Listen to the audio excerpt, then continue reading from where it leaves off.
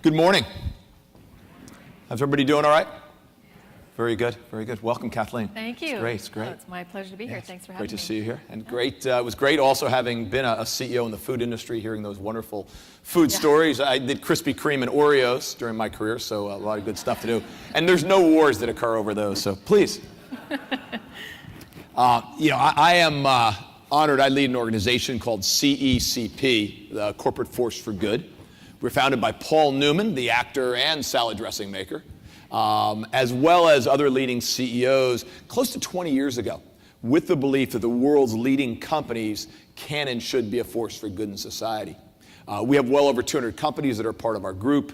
If you added their revenues together, it'd be the second or third largest economic unit in the world, after the United States and China. So it's a lot of very, very big companies. But really at the top of that list, the biggest company the world has ever known, with probably more potential to do good than anybody else. And I think doing more good than it gets credit for is Walmart. And delighted here to have Kathleen McLaughlin, who is the president of the Walmart Foundation and also the chief sustainability officer at Walmart. So welcome. Thank you. It's my pleasure to be here. It's great to be here. Thanks. We kind of can forget just how big Walmart is. Annual revenues of $500 billion. Would be the 19th largest country in the world. But you started, you were a BU grad, a Rhodes Scholar, I understand, and were at McKinsey for a number of years. Why Walmart?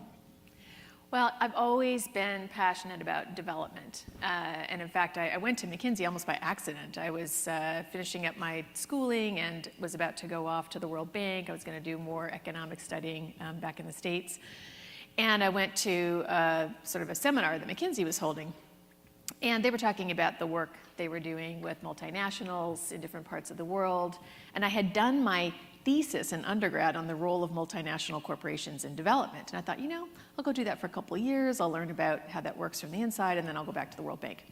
So I went off to McKinsey, and then I never left. I stayed there for 23 years doing that kind of work. And, I worked in many different parts of the world.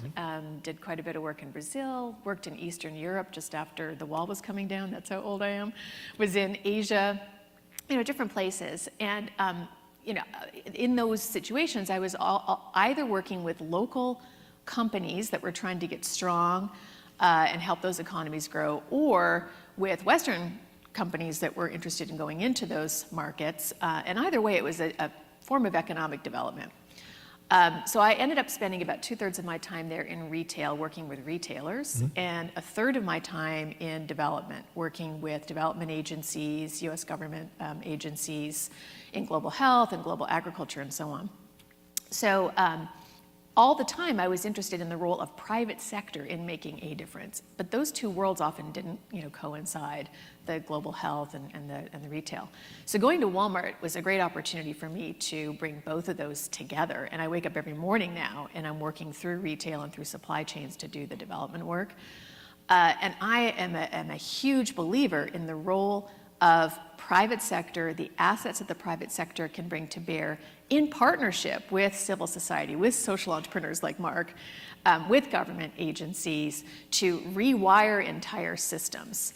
And I think one of the most exciting developments in the last decade has been the breakdown of the old division of labor in the world that said, well, governments do this role and nonprofits do this role and companies over here making money for shareholders. People don't think that way anymore. And I think all you guys in the room are probably at the forefront of this. So the opportunity to bring together very different actors to work collectively on transforming systems is why I'm at Walmart. Okay, great. That's, I guess, the systemic thoughts that we heard from Alan Hassenfeld yesterday, who sits on the CECP board as well. The notion, and we've also heard this, I think, from the Edelman Trust Barometer, that around the world, 4 out of 5 people agree that business can generate a profit and also have a positive impact in society. And Walmart, which has more shoppers everywhere, almost as many shoppers every week, 100 million.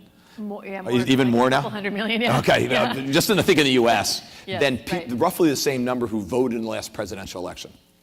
You just kind of think of that impact that Walmart can have. But you have a unique role there because you run the foundation and the head of the sustainability efforts. How does that all work within the Walmart super system? Well, so our philosophy is that businesses need to lead in strengthening the systems that we rely on. So, again, this idea of division of labor, it's changed in a similar way. There's a recognition that economic issues, social issues, environmental issues are entirely integrated. You can't separate them. It's a bit like whack-a-mole. If you try to solve an environmental issue and you don't take care of the social issues and the economics, it's not going to work. Something will pop up somewhere else in the system. So our philosophy as a company is that we exist to serve society. First of all, through our proposition to customers. So we actually, strongly believe it's a social good to bring food, apparel, the stuff of life to people all over the world. And we're in 28 countries now. That's what we do for a living, day job. And we also think it's critical to use our assets in ways that strengthen workforce, strengthen supply chains, whether it's the food chain or the way apparel gets made, that strengthen the communities where we exist. Because, again, in the long run, all of these issues, social issues, environmental issues, market issues, converge. So it's one of the reasons that my role is created the way it is. So my role as Chief Sustainability Officer for the company is to work with colleagues and support them, whether they're merchants or logistics people or real estate people, energy people, and so on, in doing their day jobs in ways that enhance social and environmental impact. And in working with the company, identify opportunities to bring philanthropy into the picture and work with other stakeholders beyond Walmart to improve the system as a whole. So that's why we bring it together in that way. Okay, great. Now, is that what you call whole systems change that you and CEO Doug McMillon have written about? Yeah, so the whole system change simply means, if I take, for example, empowering women. So we've looked and said, well, what are our biggest assets? We have purchase orders. So we're buying about $300 billion worth of product a year worldwide. That's an investment asset. So how could we deploy that in ways that would elevate women or other populations that may be marginalized depending on the society you're talking about? And then our other big asset is our jobs. In our own retail operations, we have about 2.3 million people worldwide, but also in supply chains. So you think about women in agriculture, women in factories around the world in emerging markets. So we said, what could we do to elevate economic mobility for women? Women entrepreneurs who could potentially be suppliers to Walmart or anybody else, and women who work in supply chains. So we launched an initiative that, through the business, is focused on sourcing $20 billion worth of product from women-owned businesses. So these are entrepreneurs. They fully own their businesses. They run them. They're the ones who write the checks around the world. And train women in agriculture, women in factories, again, working with development partners, working with governments, and so on. And through those efforts, that's our role, it attracts other people to work on those challenges as well. So banks coming in to provide access to capital to entrepreneurs, governments creating programs in Latin America or China or India to help women succeed. So we're working together to improve the entire ecosystem of development for women. And that means policy, capital, training, the purchase orders, the ability to sell into a retailer like Walmart. So it's multiple factors, the whole system we're trying to rewire so that it's just better for women on an ongoing basis. We're playing a particular role, but we're doing it in partnership with many others. Sure. And it's really an integrated approach here. Right. So often in the past, companies would make money in one business, right, which may or may not be doing good stuff, and then over there they would give a bit of that away. This is a totally different approach that you guys have taken and led it at Walmart. Yeah, that's right. And I was at dinner last night with a number of people in the room, and what's exciting to me is I think most people are starting to think this way. Most companies are moving in this direction. So if you look in 2011, 25% of S&P 500 companies issued sustainability reports. By 2014, it was 75%. So I haven't seen the stats for last year, but I have to believe we're approaching 100, yep, right?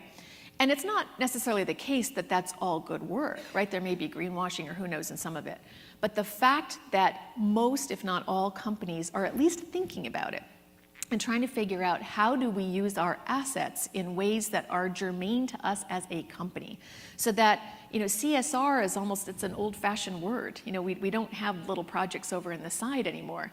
It's about taking our assets and addressing the issues that our stakeholders believe are relevant for us. So in our case, when we talk to our stakeholders, they say, well, what's relevant, for you, Walmart, would be how are you developing your own associates? Are you working on the starting wage? Are you working on advancement? These are things we've been investing a lot in. What are you doing with your suppliers, and can you use your purchase order to promote economic development? What about sustainability? If we look at palm oil, if we look at seafood, if we look at apparel. So, big issues on people's minds: climate, so energy and emissions, waste, worker dignity and safety, food quality, safety, what goes in my food, what am I eating? All of these issues are germane to us as a retailer and what we provide every day. And then even in the communities where we operate, so day to day, engaging local communities, but then also things like disaster relief. We have a lot of trucks, we have supplies, we can be and have been a first responder in many incidents. We have a very large disaster relief program. So our first kind of priority is to say, well, what are all the issues that are relevant to us as a company where we believe we need to strengthen those systems for our long-term success and to help our customers, and where we have unique assets to bear? And then how do we work with others in those systems to improve the situation? So that's the philosophy that we take. And this, at CECP, we call that corporate societal engagement. And it's quite a bit different than the way we think about philanthropy, individual philanthropy, which was just about cash. Right. When it's in companies, it is a bit about cash, right, but it's about people, it's about supply chain, intellectual property, all those things that can be brought to bear. Right, so philanthropy still plays a critical role. I loved the segment on Special Olympics and ESPN. I mean, that is a great example, right? So ESPN, sports incredibly relevant to ESPN, and what a way to use your asset, your voice, and your media presence and physical assets in conjunction with the philanthropy to support someone like Special Olympics, to bring about a social good, which is inclusion. I mean, that's fantastic. And so that's the way that people are starting to think about it. Right. No, and we're seeing that. Walmart is playing a lead role, and we're also then seeing roles like Kathleen's really step up from what had occasionally been called, I think companies called it a thank you job. Thank you for your service, manage our foundation, whatever. Now to really be an integrated part of the business. And I know, talking with your CFO, as mentioned, talking with earlier today, you got a big hug from James Conlon, I think, on the air last night. Doug McMillan, I mean, that you are really a partner there at the table, and in many ways leading a lot of the efforts that the company is looking at, which is really exciting. And it's because we recognize this is critical for business success and for societal success for our customers and stakeholders. So it's really an overlap on a Venn diagram. This is mission critical for the business. Sure. Now, you mentioned a little bit before about wages and labor, and Walmart has employs over 2 million people. It's the largest employer in the world, and a couple of years ago, Doug McMillan announced a wage increase for Walmart, and it was one of those pieces where there were some people who said, should have done it sooner and bigger, and a whole bunch of other people on Wall Street said, whoa, wait a second. Where are you going to make any money? How is that going to happen? How did that decision come out? How was the organization really responding to that? Really an investment in your associates at Walmart. Well, as I mentioned, we have 2.3 million associates around the world, so it's a very large workforce. And retail is playing an increasingly important role in the American economy, and certainly in economies in other places where we are as well, China, India, Mexico, and so on. 42 million jobs in this country are related to the retail sector, and there are about 16 million jobs directly in the sector. And if you think about it, retail provides an amazing entry into workforce. You can start off in retail without much in the way of education or skills. You can come in, it's a big tent. And so that's great. But our focus then is, all right, if you come in, how can we help you build skills as quickly as possible to move up the ladder? And so, since day one, since Sam Walton founded the company, associates have always been critical because that's the front line to our customer. What we did a year ago was recognize the role that it could play in the broader retail or employment sector, and we did a couple things. So there's a company program, and then there's what we've been trying to do beyond the company through the foundation, again, rewiring employment system in general in the retail sector. So the company focus has been on what's the starting wage, where do you set that first rung on the ladder, and we elevated that. But equally, or I'd even argue more important then, is what do you do beyond that? So how do you bring people in, get them started, but then move them up in ways that are practical for today's people? Not everybody has the time to go back to school and get a degree. We certainly offer that. So we have, a university education, and we pay for people to get their GED and all of that sort of thing. But how can we provide on-the-job training and coaching so that people can earn credentials while they're working? So they're learning while they're earning while they're learning, and move up to positions of greater responsibility, over time. So that's a big part of our program internally. So we've launched something we call Pathways, which is frontline training that helps people get from that first job to the next ones up. And then leadership academies, which help hourly supervisors develop stronger skills to be better coaches of frontline, but then also to help them move up more quickly. And we've changed a bunch of other things around scheduling and so on and so forth to make that all work better for people. Then we've complemented it with a program that goes beyond Walmart that we're doing through the Walmart Foundation, which is working with folks like the National Retail Federation, the Aspen Institute, workforce boards, and many other providers like Goodwill and so on, to innovate the way that training is provided, that way that job placement occurs, and working with other employers, start to get alignment on what are career pathways in retail. What are the skills required to move from a cart pusher role or a cashier role to a supervisor role in a store? Where can people get those skills? And can we create common assessments and credentials in the industry so that if you showed up for a job interview and someone else showed up, I could say, oh, well, Daryl has this certificate. I'm going to hire him immediately into this middle skills job. I know more about you than just you worked at Walmart or Home Depot or Best Buy or what have you. I can see that you've got certain skills. So it really becomes a discipline, a focused area where you can build a career in retail. Right, and so that's what we're working on to make it much more common and shared practice for employers to think this way, and for people who come into retail to have a much clearer sense of what is my path and how can I advance more quickly. Sure. Certainly could have used that when I ran Krispy Kreme. That would have been helpful to raise our standards from that perspective. Just a little bit of time to go here. One of the beauties of Walmart, of course, is the amazing scale that it can have. So a good idea can impact millions, hundreds of millions of people almost instantaneously. This is a Social Innovation Summit. What do you see as some of the really innovative ideas there that may either be scaling up now or ready for scale down the road a bit? So you've got to bring innovation into everything you do. So I'll give a few examples. So technical innovation. So in our work in emissions reduction, we're working not only in our own stores, and we have things like windows that have sensors in them to tint themselves as the sun moves around the building, use of things like anaerobic digesters to take inedible food that's gone too far to donate even, and turn it into energy. So all kinds of scope for technical innovation in our supply chain. We work on innovating seeds so that we can have drought-resistant seeds or vitamin-fortified seeds to help with sustainability and nutrition. So things like that.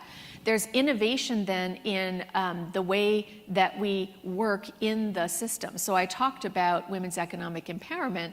It's a form of innovation to go into a factory in India or China and work with the factory manager to train women and to integrate that into the day-to-day workforce in ways that really elevate, the prospects for those women.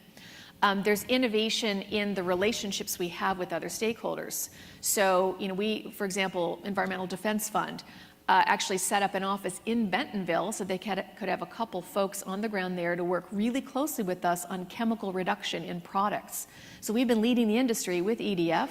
We've taken out 95% of the top 6 chemicals of concern in our products, but also suppliers' products. So these are things you use every day, shampoos and so on. So there's innovation at every turn, technological, process, relationship, and that's critical to actually get the kind of system change we're talking about. That's great. That's great. And I know when I ran Nabisco and Walmart, really was pushing us in sustainability. At first, there was resistance, but ultimately, with such good things, we saved on emissions, we saved money, we made for a more productive and a more efficient system. But really, on behalf of everybody here and so many, really thank you for coming today. Pleasure. Really appreciate the great work that Walmart is doing and making really a difference in the world. So thank you.